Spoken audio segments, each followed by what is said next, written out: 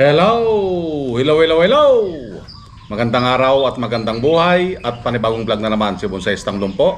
So gagawa tayo ng pang centerpiece na bonsai. So ito ay isang juniper. Okay? So naubos na kasi yung pang display natin na maliliit, kaya gagawa ulit tayo ng isang maliit para may pang display sa ating maliit na lamesa. Okay? So, ito yung gagawin natin ngayon. Ayan.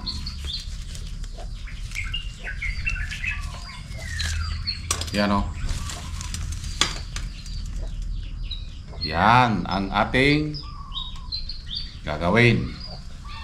Okay? So itong ating halaman na ito ay from cuttings. Ito ay isang lahi ng juniper.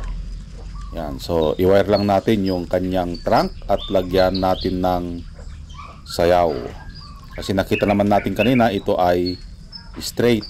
Kaya kailangan natin lagyan ng sayaw ang kanyang katawan. So ito ang tanda nito ay nandun na sa mag-iisang taon from cuttings ito na maliit. Okay? So ganun siya kabagal ang juniper. Ang juniper din ay napapabilang sa hindi kinakalbo na bonsai. Okay? So nalagyan na natin ng sayaw. Ito ay ating i-uproot para mailagay sa kanyang paso. So dahan-dahan lang para hindi maputol lahat ang kanyang ugat. Okay? So medyo marami-rami na ding ugat ito dahil ang kanyang pagkakatanim mula cuttings ay mag-iisang taon na. So itali lang natin para make sure na hindi mapunta sa iba. Agoy. Para hindi ito magalaw. Okay? So napaka-importante yan kapag ang ating halaman bagong ripat, dapat hindi ito nagagalaw para hindi maputol ang kanyang root hair. At the same time, takpan natin ng buong buo ang kanyang ugat at isiksik ito ng mabuti para yung ugat may makainan kagad. Ayan. So natakpan lahat ang kanyang ugat at ito naman ay ating iwawire na. So dito natin ipro-provide yung first branch, yung back branch, yung counter branch at yung apex. Yun yung mga importanteng branch kapag tayo ay bumubuo ng isang bonsai. So dahan-dahan lang ito na wire para hindi gaanong masaktan ang ating halaman. Okay? Inuulit ko ulit, ang juniper ay napapabilang sa hindi kinakalbo na bonsai. Okay? So nakita nyo naman, nag-umpisa tayo sa baba. Agoy.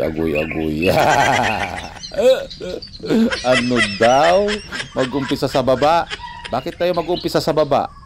Dahil ang una natin na-provide ay yung kanyang first branch. At ang pangalawa ay ang back branch, counter branch, and then hanggang doon sa apex or yung ulo na tinatawag. Agoy. Dapat mag-umpisa ka sa baba hanggang sa pataas ng pataas. Yun ang tamang pagwawire. Okay, lalong-lalo na kapag ikaw ay nag-uumpisang mag-bonsai or bumuo ng isang bonsai. Hindi pwede yung mauna ka sa taas and then pababa ng pababa. So dapat mauna sa baba hanggang sa pataas. Okay? So sundan nyo lang ito ang aking ginagawa or yung aking sinasabi kung ano yung mga dapat na i-provide na branch. So malapit na tayo matapos dito dahil nandun na tayo sa pinaka apex or yung pinaka ulo ng ating halamang bonsai. Yan. So ikot-ikot lang ng wire katulad ng pagpapaikot sa'yo ng iyong ex. Aguy. Nadamay na naman si ex. Okay. So kapag papunta na dun sa taas, mas marami na tayong maiwawire dahil dapat parang nakakanopi ang ating halamang bonsai. And take note, lahat ng naiwire natin dito ay ang primary branch lang. Okay? Wala pa siyang secondary, tertiary, so on and so forth. Antayin natin ito na kumapal or sumiksik ang mga sanga. So yan guys, natapos na nating ayusan itong ating maliit na bonsai. Okay, so ito yung kanyang kinalabasan.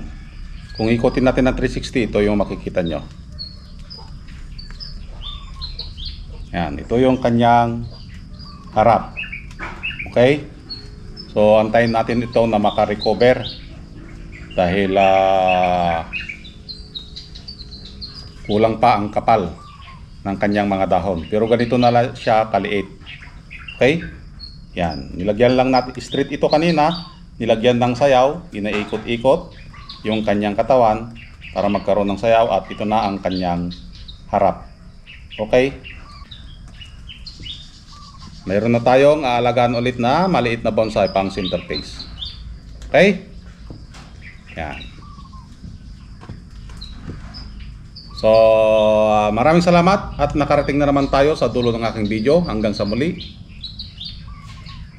Bye-bye.